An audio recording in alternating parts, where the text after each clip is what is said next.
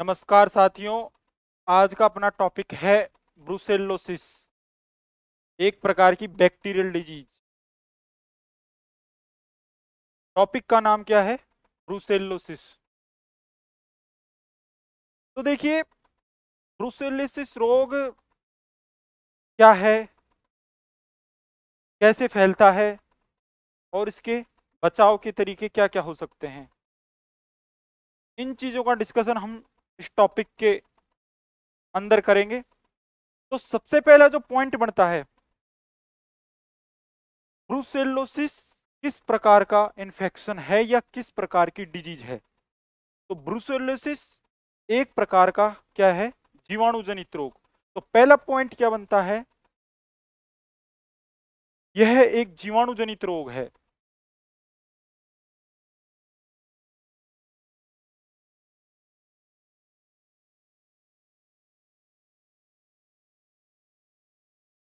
अब देखिए, नाम से डिफाइन हो रहा है, ब्रुसेलोसिस में ब्रुसेला छुपा हुआ है। और ब्रुसेला एक प्रकार का क्या है? बैक्टीरिया। तो ब्रुसेलोसिस कैसी प्रकार की बीमारी हो गई? एक बैक्टीरियल इन्फेक्शन या जीवाणु जनित रोग हो गया। देखिए, ये वेटनरी मेडिसिन का टॉपिक है, उसके अलावा ये पैथोलॉजी का भी टॉपिक है। तो अब अपन मेडिसिन में अगर कोई भी बीमारी पढ़ते हैं तो सबसे पहले तो उसके उपनाम पढ़ते हैं, फिर उसका क्या पढ़ा जाता है? रोग कारक पढ़ा जाता है, फिर होस्ट के बारे में पढ़ते हैं, फिर लक्षणों के बारे में पढ़ते हैं, फिर उसके बचाव के तरीके पढ़ते हैं, का ट्रीटमेंट पढ़ते हैं। तो इन सारी स्टेप्स के बारे में हम ब्रुसेलोसिस डिजीज में भी पढ़ेंगे। देखिए, ब्रुसेला जो बैक्टीरिया है, ब्रुसेला बैक्टीरिया है एक प्रकार का अगतिशील बैक्टीरिया, मतलब नॉन मोटाइल। तो पहला पॉइंट क्या बनता है? नॉन मोटाइल या अगतिशील बैक्टीरिया।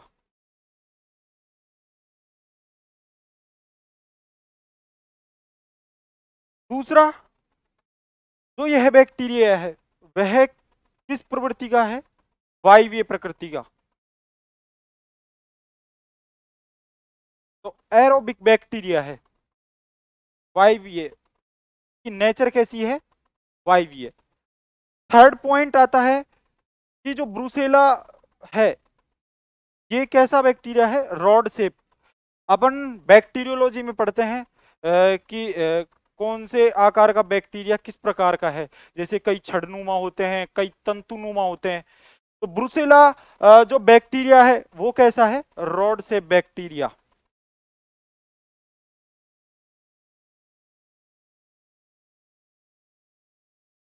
रॉड शेप बैक्टीरिया है। तो ब्रुसेला बैक्टीरिया के जो गुण हैं वो है एगतिशील है, ये वायवीय प्रकृति का है और ये रॉड शेप है।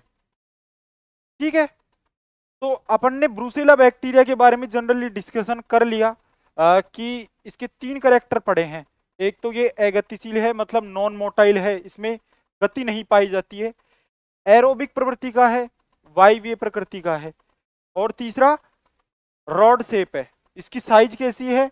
रॉड शेप है। देखिए,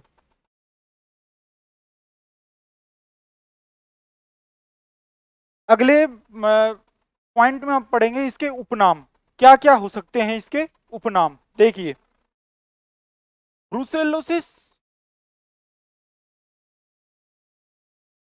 जो बैक्टीरिया है, इस बैक्टीरिया के उपनाम पढ़ेंगे अपन।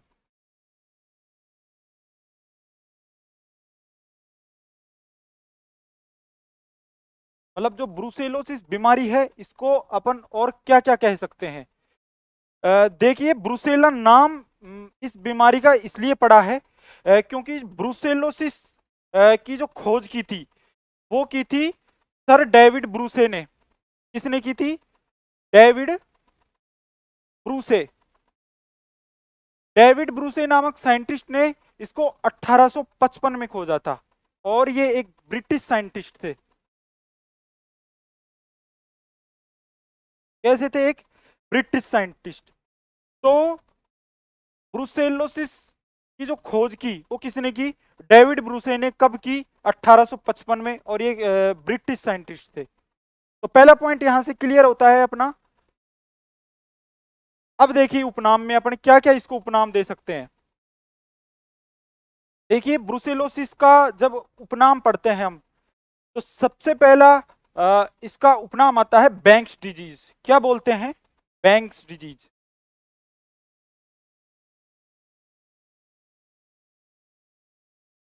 अब देखिए बैंक्स डिजीज इसका इसलिए नाम पड़ा है क्योंकि बैंक्स नामक साइंटिस्ट ने ब्रुसेला जो एबोर्टस होता है, अपन इसके टाइप्स पढ़ेंगे। एक तो ब्रुसेला एबोर्टस होता है, एक ब्रुसेला मेलिटेंसिस।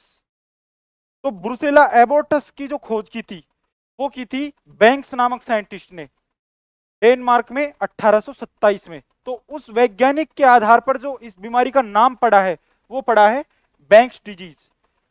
इसको बैंक्स डिजीज या बैंक्स इन्फेक्शन भी बोलते हैं। बैंक्स इन्फेक्शन इसलिए बोला जाता है क्योंकि इसकी खोज किसने की थी? बैंक्स नामक वैज्ञानिक ने।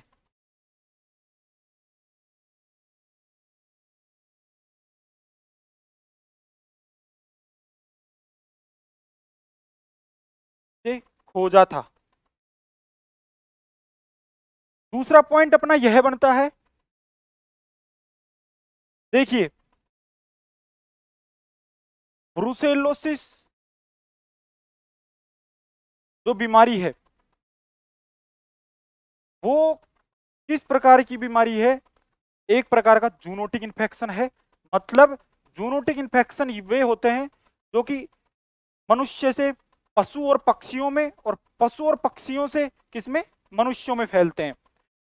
तो ऐसे रोगों को क्या बोलते हैं? जूनोटिक रोग बोलते हैं। तो जूनोटिक रोग के बारे में आपको ध्यान रखना है कि जूनोटिक रोग किसे कहते हैं? वे रोग जो मनुष्यों से पशु पक्षियों में, और पशु पक्षियों से किसमें फैलते हैं? मनुष्यों में फैलते हैं। सेकंड जो इसका उपनाम आता है वो आता है रॉक फीवर।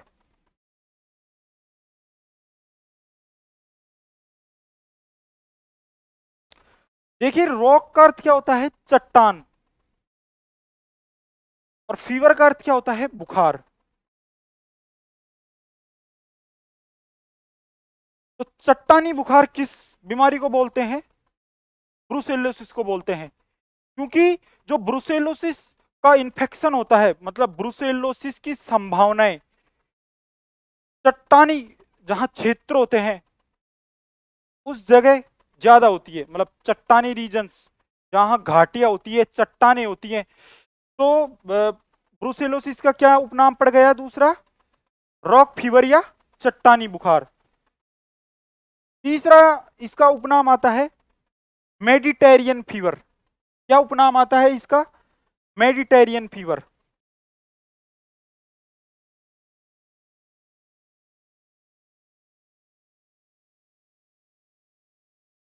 देखिए इसको मेडिटेरियन फीवर इसलिए बोला जाता है। मेडिटेरियन क्या होता है? देखिए मेडिटेरियन का अर्थ होता है भूमध्य सागर। और भूमध्य सागर वाले जो क्षेत्र होते हैं उनमें यह रोग क्या होता है? ज्यादा होता है। भूमध्य सागरीय देश जैसे कि न्यूजीलैंड हो गया, ठीक है, साउथ अफ्रीका हो गया। तो इसमें इन देशों में इस रोग के होने की संभावना, या भूमध्य सागरीय जितने भी देश हैं उनमें क्या होता है? यह रोग अधिक होता है। तो इसको अगला इसका उपनाम क्या दे दिया? मेडिटेरियन फीवर या भूमध्य सागरीय बुखार। भूमध्य सागरीय बुखार।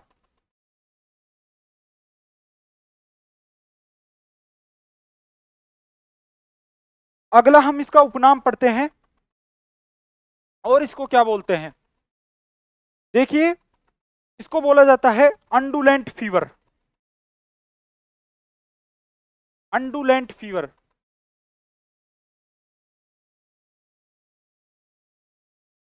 या अंडुलेंट बुखार। अब देखिए अंडुलेंट का अर्थ क्या होता है? उतार चढ़ाव। क्या क्या होता है? अंडुलेंट वर्ड का अर्थ क्या होता है? उतार चढ़ाव। तो उतार चढ़ाव वाला बुखार किसको बोलते हैं? ब्रुसेलोसिस को बोलते हैं। क्योंकि ब्रुसेलोसिस में जब फीवर होता है, ब्रुसेलोसिस बीमारी हो गई और ब्रुसेलोसिस में जब बुखार होएगा, तो जैसे सुबह हो गया तो शाम को नहीं होगा, और शाम को नहीं हुआ तो सुबह हो जाएगा। एक तरीके से उतरेगा फिर चढ़ेगा, फिर चढ़ेगा फिर उतरेगा। तो इस प्रकार का इन्फेक्शन रहता है, इसलिए इसको क्या बोलते हैं? अंडुलेंट फीवर। अगला देखिए, इसका उपनाम है संक्रामक गर्भपात या कॉन्टेजियस एबॉर्शन। संक्रामक गर्भपात या कॉन्टेजियस एबॉर्शन।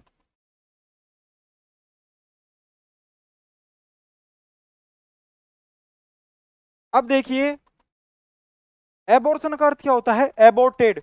एबोर्टेड का अर्थ क्या होता है? गर्भपात हो गया। और कॉन्टेजियस, कॉन्टेजियस डिजीज वे होती हैं जो कि छुआछूत के माध्यम से फैलती है। वे बीमारियां जिनका स्प्रेड अगर हाथ भी लग गया उस बीमारी के तो हो जाता है।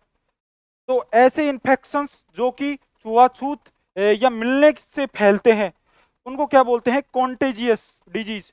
और जब ब्रुसेलोसिस का गर्भ, ब्रुसेलोसिस में एबॉर्शन होता है या गर्भपात होता है, तो जैसे कि वेजाइनल डिस्चार्ज हो रहा है, यूटेराइन डिस्चार्ज हो रहा है, उसके संपर्क में आ गया तो क्या हो जाता है? एबॉर्शन हो जाता है, गर्भपात हो जाता है। अगला देखिए, इसको जिब्राल्टर फीवर भी बोलते हैं। क्या बोलते हैं इसको? Gibraltar fever. अब इसका नाम जिब्राल्टर इसलिए पड़ा है क्योंकि यह रोग क्या होता है? यह रोग जिब्राल्टरीय क्षेत्र और चट्टानी वाले क्षेत्रों में क्या होता है? ये अधिक होता है। तो जिब्राल्टर फीवर इसका इसलिए नाम पड़ा है, चट्टानी वाले क्षेत्रों में इसकी अधिकता होने के कारण इसको रॉक फीवर और इसको जिब्राल्टर फीवर भी बोल देते हैं।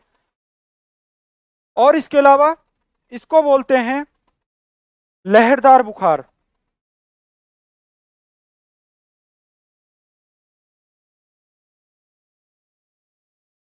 या वेव्स फीवर।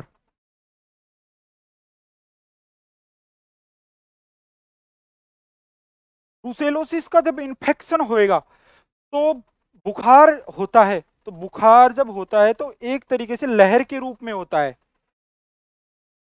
तो इसको क्या बोल दिया? लहरदार या वेव्स फीवर। अगला देखिए, ब्रुसेलोसिस को माल्टा फीवर भी बोलते हैं, माल्टा बुखार। तो अगला इसका उपनाम क्या हो गया? माल्टा बुखार या माल्टा फीवर।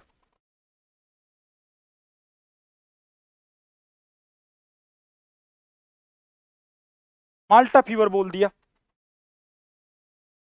माल्टा फीवर इसलिए बोला है क्योंकि एक प्रकार का यह एंडेमिक रोग है, और मेडिसिन में एक तो एंडेमिक, एपिजूटिक, पेंजूटिक, पेंडेमिक आदि डिजीज की श्रेणियां चलती हैं। तो क्लासिफिकेशन डिजीज का उस हिसाब से हो जाता है। तो ब्रुसेलोसिस का अगला उपनाम क्या हो गया? माल्टा, माल्टा बुखार या माल्टा फीवर। अगला, ब्रुसेलोसिस का अपन उपनाम पढ़ते हैं तो इसको साइप्रस फीवर भी बोलते हैं। कौन सा बुखार? साइप्रस बुखार या साइप्रस फीवर।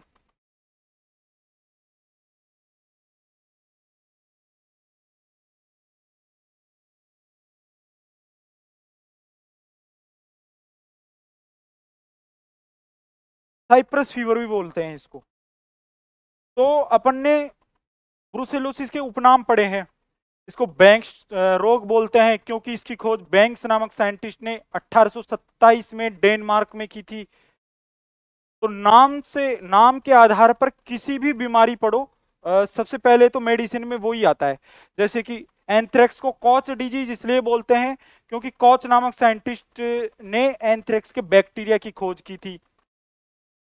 उसके अलावा barbone disease haemorrhagic septicaemia HS को बोलते हैं क्योंकि बारबोन नामक साइंटिस्ट ने क्या किया था, इसको खोजा था। उसी प्रकार ब्रूसे नामक साइंटिस्ट और बैंक्स नामक साइंटिस्ट ने ब्रूसेलोसिस के बारे में बताया, तो इसका नाम भी बैंक्स डिजीज पड़ गया। ठीक है, तो बीमारी का उपनाम, कई बीमारियों का उपनाम उन साइंटिस्ट के क्या है, पीछे छिपा रहता है, नाम के आधार पर देते थे। तो अपन ने पढ़ा है संक्रामक गर्भपात, अंडुलेंट फीवर, जिब्राल्टर फीवर, लहरदार बुखार, माल्टा बुखार और साइप्रस फीवर। अब देखिए ब्रूसेलोसिस के होस्ट कौन कौन से हैं। अब होस्ट वर्ड का अर्थ क्या होता है, होस्ट,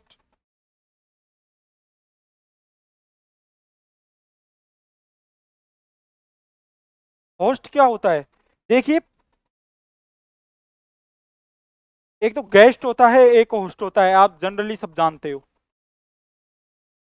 तो अगर अपन मेडिकल टर्मिनोलॉजी के हिसाब से देखें तो होस्ट उस चीज को बोलते हैं परजीवी भोजन के लिए परपोषी को क्या देता है, आश्रय देता है या सहारा देता है। तो होस्ट क्या क्या हो गए ब्रूसेलोसिस बीमारी के, गाय, भैंस, भेड़, बकरी और घोड़ा। देखिए अब अपन पढ़ते हैं जैसे कि मेडिसिन में कोई भी बीमारी है तो इसका इंक्यूबेशन पीरियड, मतलब कि इंक्यूबेशन पीरियड एक होता है लेटेंट पीरियड, एक होता है प्रोडोर्मल पीरियड। तीन प्रकार के पीरियड होते हैं मेडिसिन में। एक तो होता है इंक्यूबेशन पीरियड, दूसरा होता है लेटेंट पीरियड और तीसरा होता है प्रोडोर्मल पीरियड।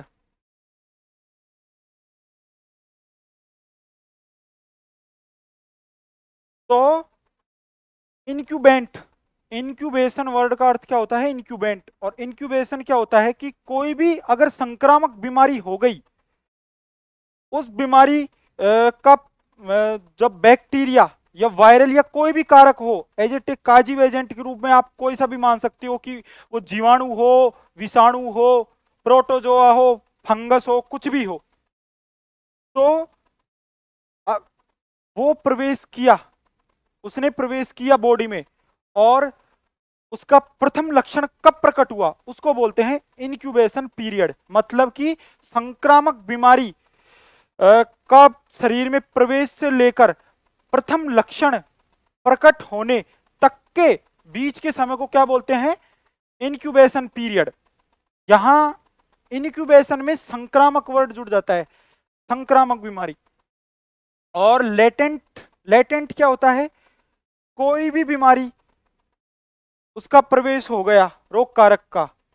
यहां तो अपन संक्रामक बीमारी को लेके चल रहे हैं और यहां अपन कोई भी कैसी भी संक्रामक नहीं है या तो असंक्रामक एक तरीके से, तो संक्रामक बीमारी नहीं या असंक्रामक या कोई भी अगर प्रवेश कर गया, बैक्टीरिया, वायरस या कोई भी रोग कारक, कोई भी रोग कारक के बॉडी में प्रवेश हो जाने के बाद अगर बॉडी प्रथम लक्षण कब प्रकट करे, उस बीच के पीरियड को बोलते हैं लेटेंट पीरियड। और तीसरा आता है प्रोडोर्मल पीरियड। प्रोडोर्मल पीरियड क्या होता है, ये इंक्यूबेशन पीरियड का कंप्लीट वाला रूप होता है। मतलब संक्रामक बीमारी का प्रवेश हो गया और संक्रामक बीमारी के प्रवेश हो जाने के बाद रोगी के समस्त लक्षण प्रकट होते हैं, तो उसको बोलते हैं क्या, प्रोडोर्मल पीरियड। तो मेडिसिन में तीन प्रकार के रोग से संबंधित पीरियड होते हैं, एक तो लेटेंट और एक इंक्यूबेशन और एक प्रोडोर्मल पीरियड। अब देखिए जो ब्रूसेलोसिस इन्फेक्शन होता है या ब्रूसेलोसिस डिजीज होती है, अब चूंकि अपन जानते हैं कि कोई भी बीमारी होती है तो उसका इनक्यूबेशन पीरियड होता ही है। जैसे जनरली कोरोना चला है, तो कोरोना एक प्रकार की क्या है, क्रोनिक डिजीज है, 6 महीने तक भी चलती है, होने को तो 5 दिन में भी सही हो जाए, 15 दिन में भी सही हो जाए, लेकिन कैसी डिजीज है, क्रोनिक डिजीज है, साल भर भी चली जाए। तो ब्रूसेला का पढ़ रहे हैं अपन यहाँ, तो ब्रूसेलोसिस का जो इनक्यूबेशन पीरियड होएगा, वो इनक्यूबेशन पीरियड होता है ब्रूसेलोसिस का 30 दिन से लेके 233 दिन तक। तो मैं यहां लिखूं इनक्यूबेशन पीरियड।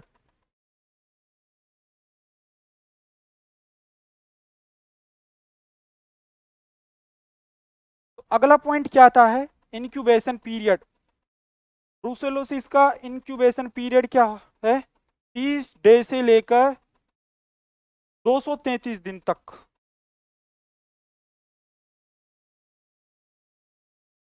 मतलब आप ये मान सकते हो कि 300 दिनों में से 70 दिन घटा लो, काफी लंबा चलता है ब्रूसेलोसिस। तो 30 दिन से लेके और 233 दिन तक क्या होता है ब्रूसेलोसिस का इनक्यूबेशन पीरियड। अब देखिए,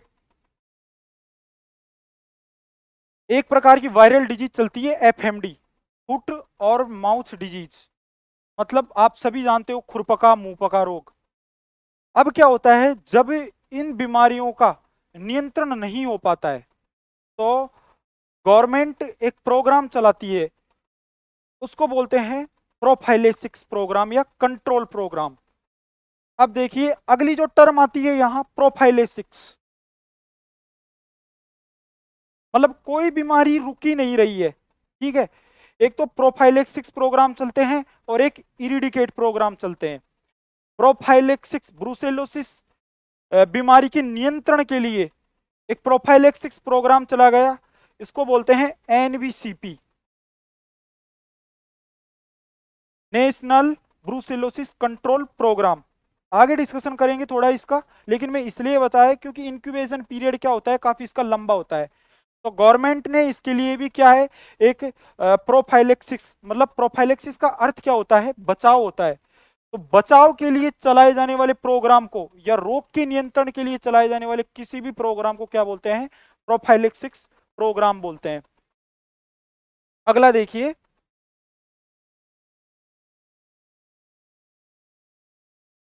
ब्रूसेलोसिस बीमारी होती है। अब ब्रूसेलोसिस बीमारी में क्या होता है, मुख्यतः गर्भपात होता है। आप सब जानते हो कि गर्भपात की श्रेणियों को मुख्यतः 3 भागों में बांटा गया है। एक तो फर्स्ट ट्राइमेस्टर, प्रथम तिमाही, एक द्वितीय ट्राइमेस्टर, सेकंड ट्राइमेस्टर, और एक थर्ड ट्राइमेस्टर।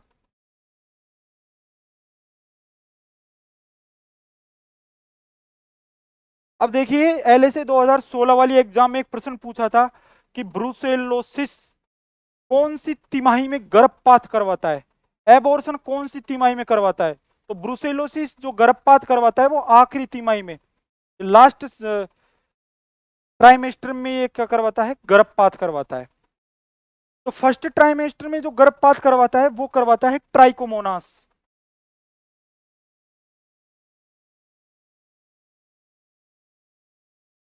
सेकंड में करवाता है विब्रियोसिस, या इसको कैम्पाइलोबैक्टर फीटस भी बोलते हैं। और जो थर्ड में करवाता है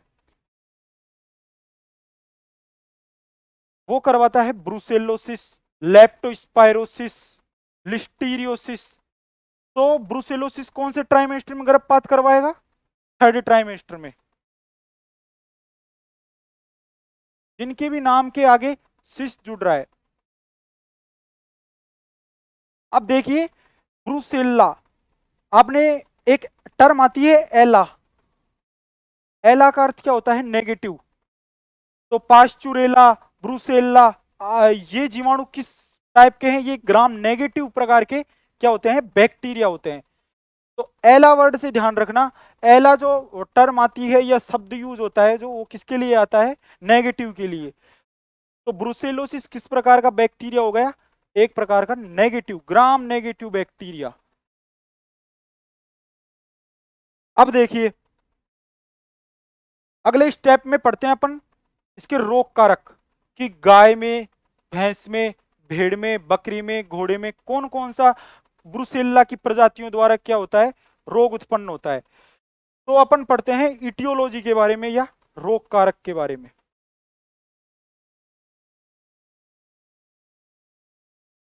देखिए, गाय, भैंस, इन दोनों में ब्रुसेल्ला की कौन सी प्रजाति इफेक्ट करती है? ब्रुसेल्ला एबॉर्टस। कौन सी? ब्रुसेल्ला एबॉर्टस।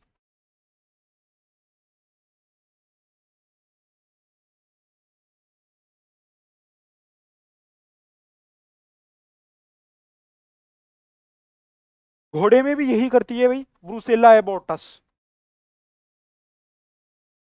उसके अलावा भेड़ और बकरी में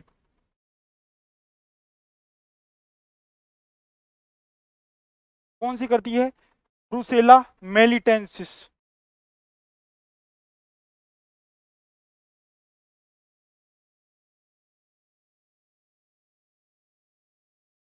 इसके अलावा सुअर में, सुअर में कौन सी करती है?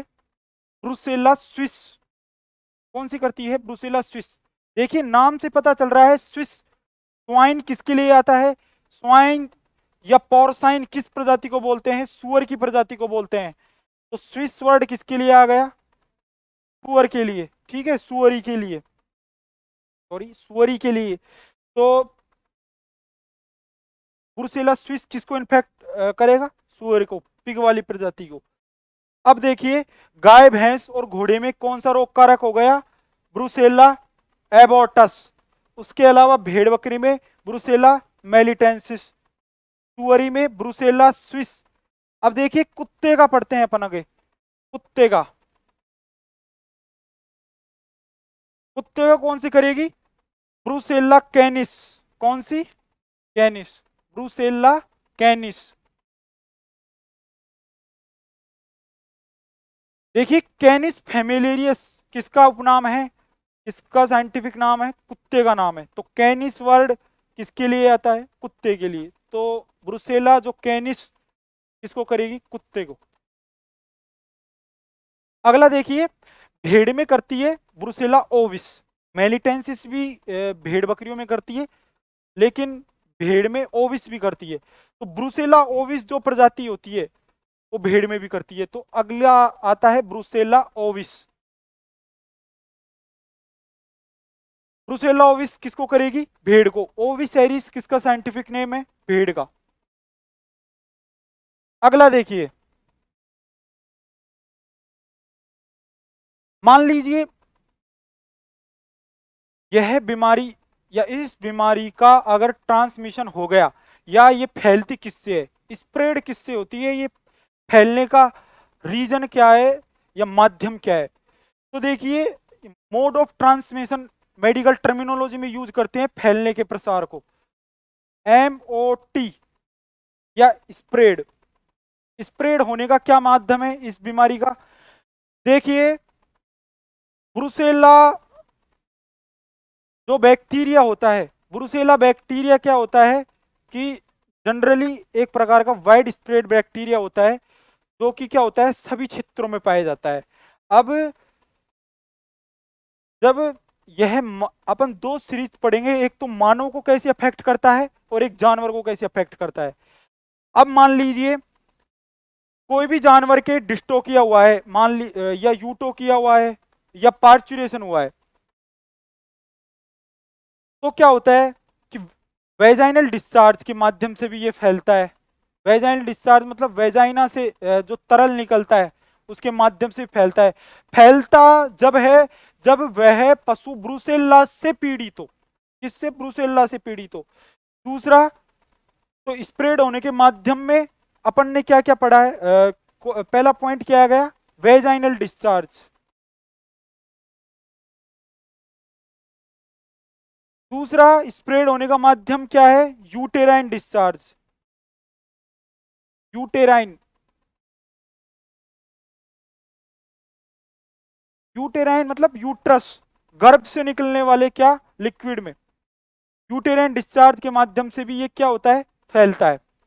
उसके अलावा यह किससे फैलता है, अब देखिए फैलता कैसे है। जैसे कि मान लीजिए वेजाइनल डिस्चार्ज हो रहा है, ठीक है, यहां पशु खड़ा है, कहाँ, यहां पशु खड़ा है और यहां चारा नीचे पड़ा है। अब जब वेजाइनल डिस्चार्ज से ये डिस्चार्ज अगर चारे के ऊपर पड़ गया या खाद्य पोषक के ऊपर पड़ गया, पशु के जो दाना है के खाने के ऊपर पड़ गया, अब जब पशु ने खा लिया तो उसके माध्यम से उस पशु के शरीर में क्या कर जाएगा, ये प्रवेश कर जाएगा और बॉडी को क्या करेगा, ये अफेक्ट करेगा। उसके अलावा जब इसका प्रसार होता है तो एक माध्यम और होता है, इसका माध्यम वो होता है कोइटस, समागम।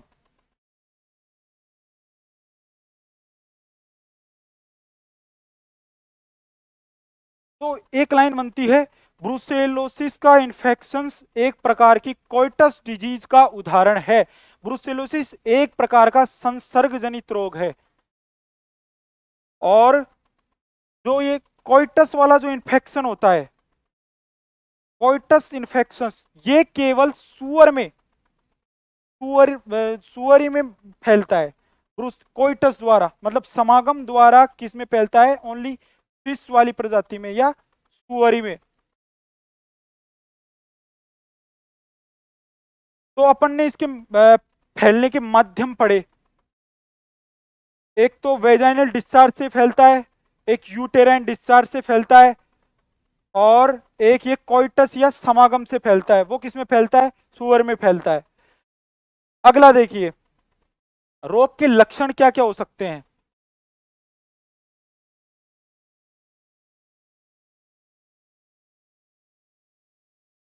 कैरेक्टर ऑफ डिजीज क्या क्या हो सकती है।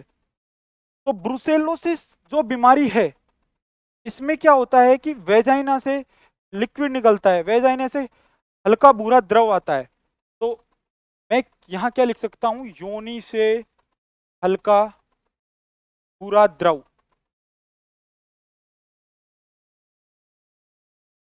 दूसरा,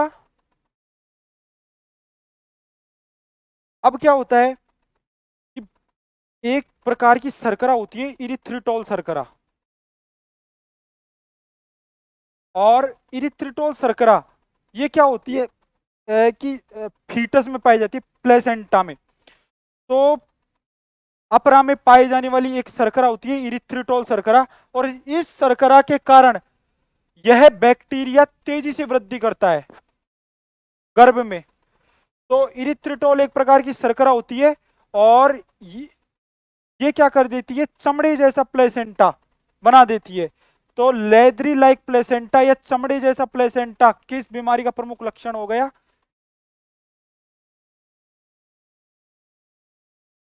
ब्रुसेलोसिस का, चमड़े जैसा प्लेसेंटा। अब देखिए इरिथ्रिटोल शर्करा ज्यादा मात्रा में तो प्लेसेंटा में पाई जाती है, लेकिन अगर हम देखें तो यह बहुत कम मात्रा में बुल होता है उसके सेमाइनल वेसिकल या शुक्राशय,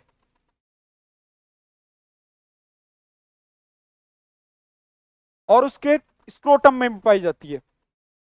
और ये बुल के अलावा देखिए बकरे में भी पाई जाती है और मेंढे में भी पाई जाती है। ज्यादातर आप पढ़ते हो कि इरिथ्रोटोल शर्करा किस में पाई जाती है, फीटस में पाई जाती है, प्लेसेंटा में।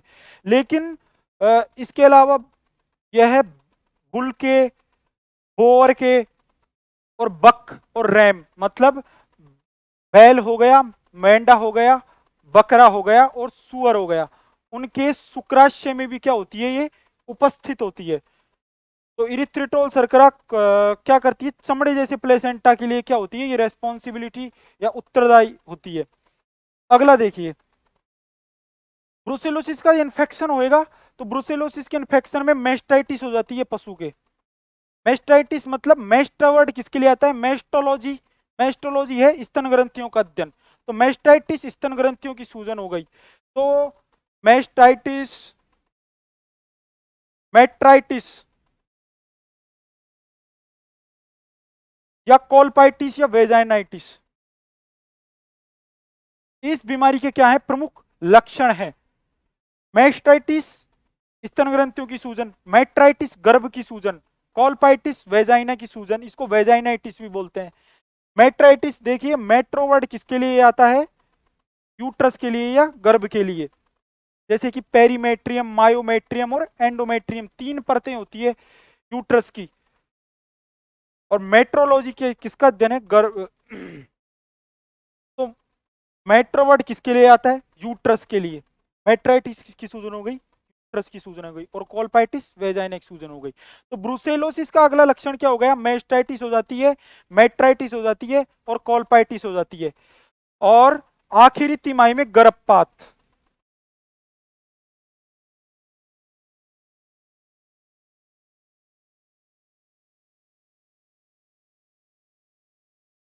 मतलब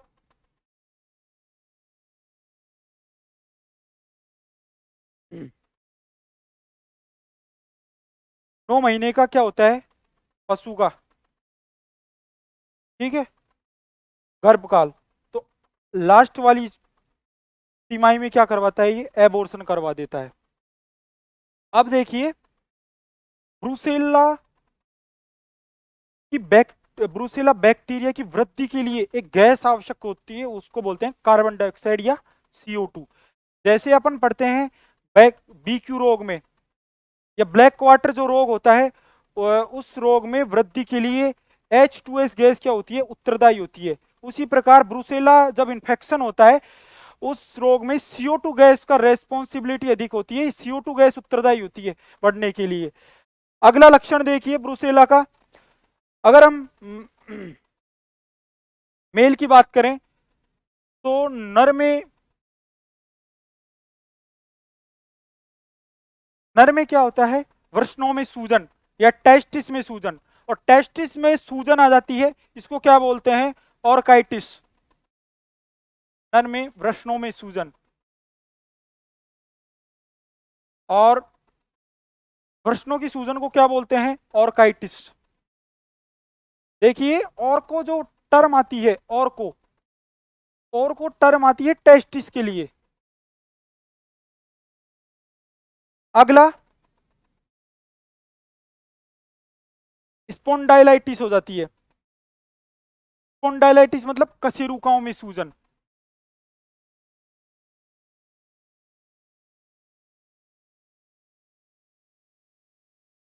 स्पोंडो स्पेशलिस्ट होता है कशेरुकाओं को देखने वाला। तो स्पोंडाइलाइटिस किसकी सूजन हो गई, कशेरुकाओं की सूजन। और क्या हो गया, अनियमित बुखार या एबनॉर्मल फीवर।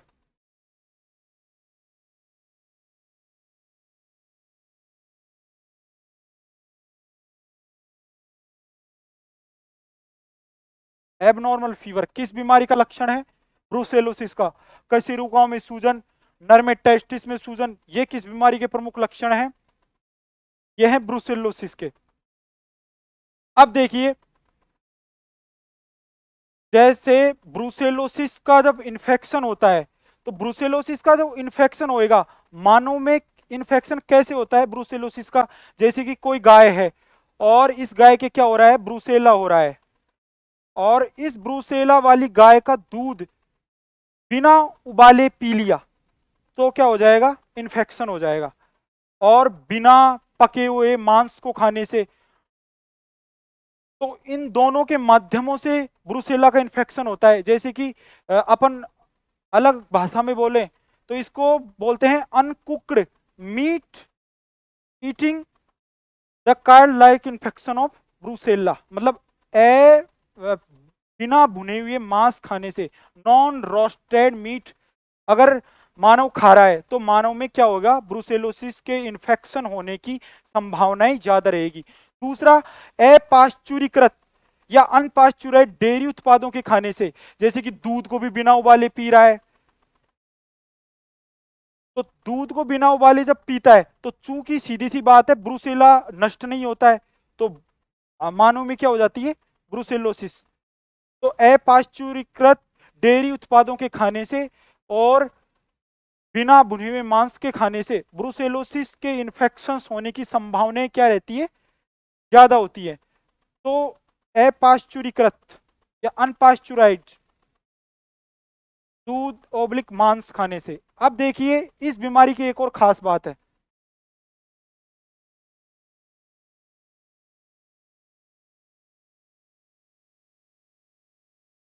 ये जो बीमारी है ये एक प्रकार की प्रोफेशनल डिजीज है, ये एक प्रकार का व्यावसायिक रोग है।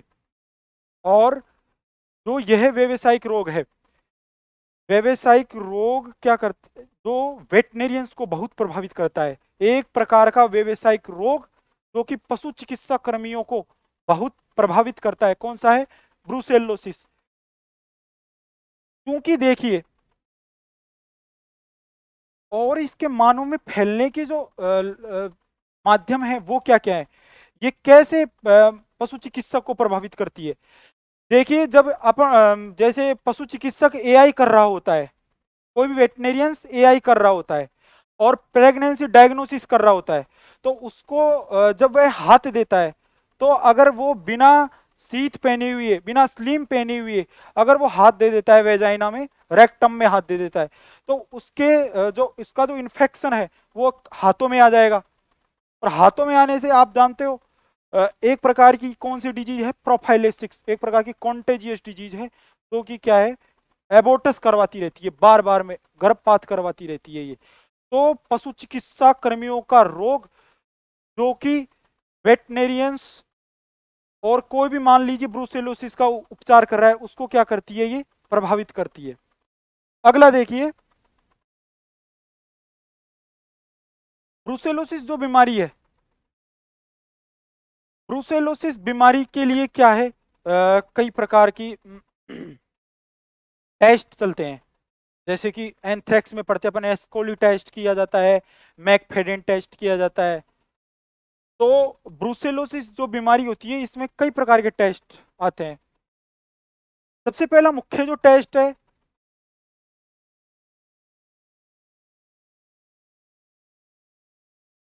इसको डायग्नोसिस भी बोल दो आप, नैदानिक परीक्षण एक तरीके से। तो सबसे पहला टेस्ट है आरबीपीटी। आरबीपीटी मतलब rose Bengal plate agglutination test. Rose Bengal plate agglutination test.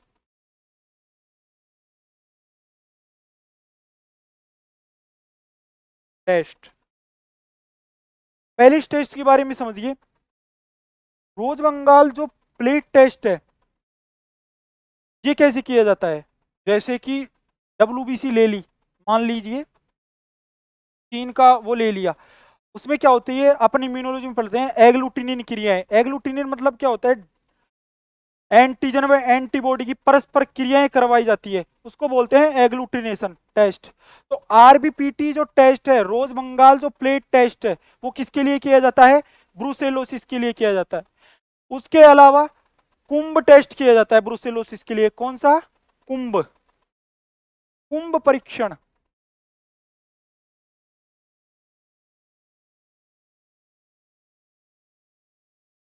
कुंभ परीक्षण, और कुंभ परीक्षण या कुंभ टेस्ट, कुंभ किस साइंटिस्ट के नाम से पड़ा है नाम?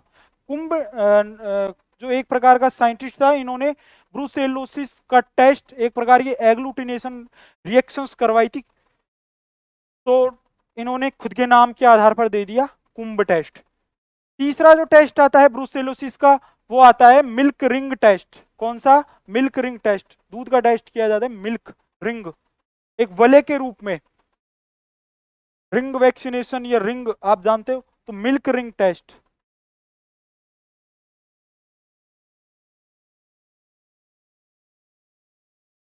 चौथा जो टेस्ट किया जाता है वो किया जाता है ब्रूसेलिन का। और ये ब्रूसेलिन जो टेस्ट है, वो पूछा था, brucellin test is detect by in which disease. तो ये आरपीएससी वेटनरी ऑफिसर 2020 की जो एग्जाम लगी थी उसमें आया था। ब्रूसेलिन टेस्ट किसके लिए किया जाता है? नाम से पता चल रहा है, देखो ब्रूसेलिन। तो किसके लिए किया जाएगा ब्रूसेलिन टेस्ट? ब्रूसेला के लिए किया जाएगा। ब्रूसेलिन टेस्ट किसके लिए किया जाता है? ब्रूसेलोसिस के लिए किया जाता है। अगला ABRT test, abortus bang's ring test. Abortus bang's ring test किसके लिए करते हैं? ब्रूसेल्ला के लिए।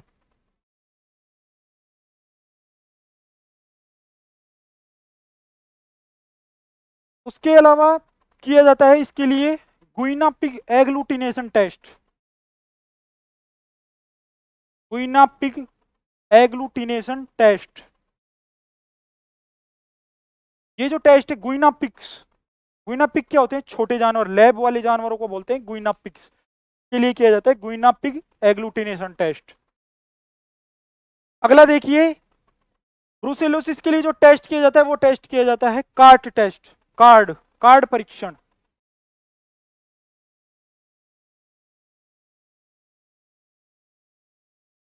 एंटीजन और एंटीबॉडी की क्या किया जाता है? आपसी क्रियाएं करवाई जाती है, और इस एंटीजन और एंटीबॉडी की आपसी क्रियाओं के करवाने के बाद जो भी परिणाम आते हैं, अब ब्रूसेलोसिस की जितने भी टेस्ट आधारित हैं वो एंटीजन,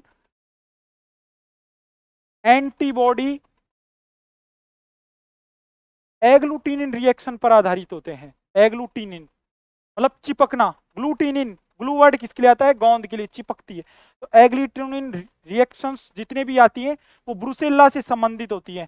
तो एंटीजन, एंटीबॉडी, एग्लूटिनिन जो रिएक्शंस होती हैं वो सारी रिएक्शंसों को ब्रूसेल्ला के सारे टेस्टों में किया जाता है। सारे टेस्ट लगभग लगभग इसी बेस पर आधारित होते हैं। अगला जो टेस्ट किया जाता है वो किया जाता है स्क्रेल्ट टेस्ट। ब्रूसेल्ला के लिए कौन सा? स्क्रेल्ट टेस्ट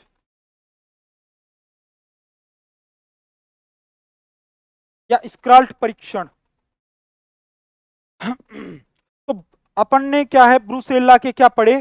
टेस्ट पढ़े, मिल्क-रिंग टेस्ट, उसके अलावा ABRT test, bang's test, agglutination test, guinea pig. इन सारे टेस्टों में से मुख्य जो है, एक तो RBPT वाला, रोज बंगाल प्लेट एग्लूटिनेशन टेस्ट वाला आता है, और एक आता है, एक कार्ड का पूछ सकता है आपसे, और एक ब्रूसेलिन। दो तीन मुख्य मुख्य हैं। अगला देखिए, अब मैं बता रहा था आपको कि ये बीमारी कैसी है? जूनोटिक इन्फेक्शन है, और ये क्या करती है? ये बहुत तीव्रता से फैलती है, वाइड स्प्रेड डिजीज है। मतलब ये क्या करती है? बहुत संख्या में फैलती है, एक तरीके से, ज्यादातर ये मानो आप तो इस बीमारी के नियंत्रण के लिए कौन सा प्रोग्राम चलाया जाता है? NBCP, national brucellosis control programme. कौन सा? National brucellosis control programme. देखिए, दो प्रकार के, एक तो आता है प्रोफाइलेक्सिस प्रोग्राम,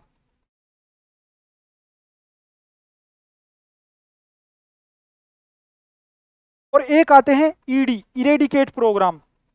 मतलब कि ये तो प्रोफाइलेक्सिस प्रोग्राम तो वो होते हैं जो किसी बीमारी के नियंत्रण के लिए चलाए जाते हैं, और इरेडिकेट प्रोग्राम वो होते हैं जो कि उन्मूलन के लिए चलाए जाते हैं। जैसे कि रिंडरपेस्ट का, रिंडरपेस्ट के लिए उन्मूलन चलाया था, उन्मूलन प्रोग्राम, इरेडिकेट प्रोग्राम।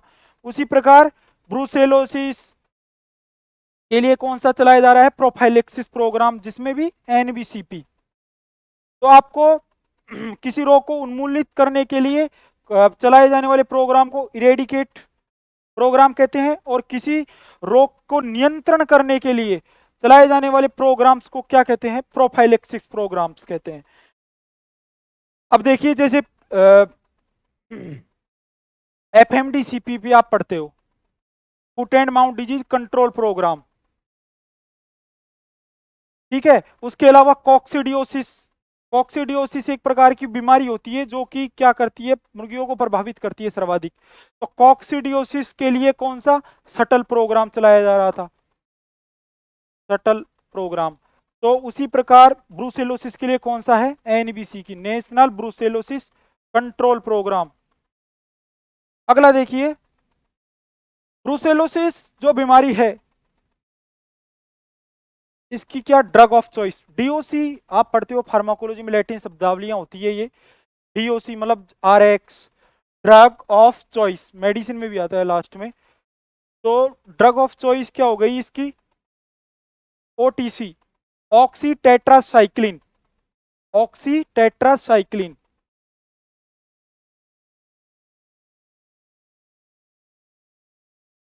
साइक्लिन कितनी है? 10 mg पर केजी बॉडी वेट, मतलब बॉडी वेट की कितना? 10 mg। अब देखिए इसका जो वैक्सीनेशन टीका क्या है।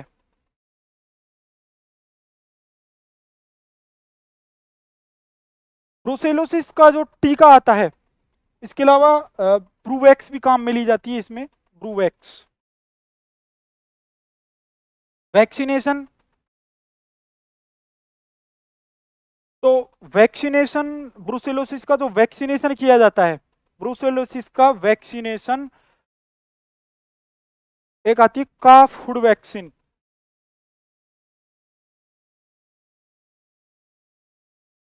स्ट्रेन 19,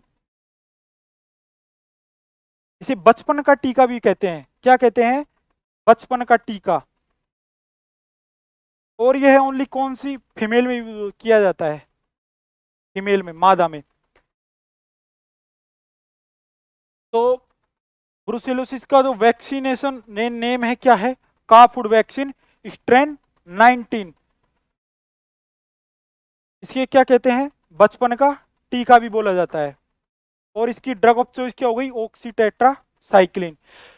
तो ब्रुसेलोसिस बीमारी में आज हमने डिस्कशन किया सबसे पहले ब्रुसेला की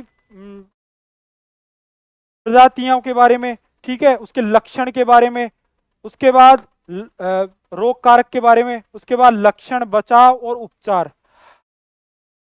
तो ब्रुसेलोसिस काफी इंपॉर्टेंट डिजीज है, जो कि क्या करती है? लाइव स्टॉक को बहुत प्रभावित करती है ये। धन्यवाद।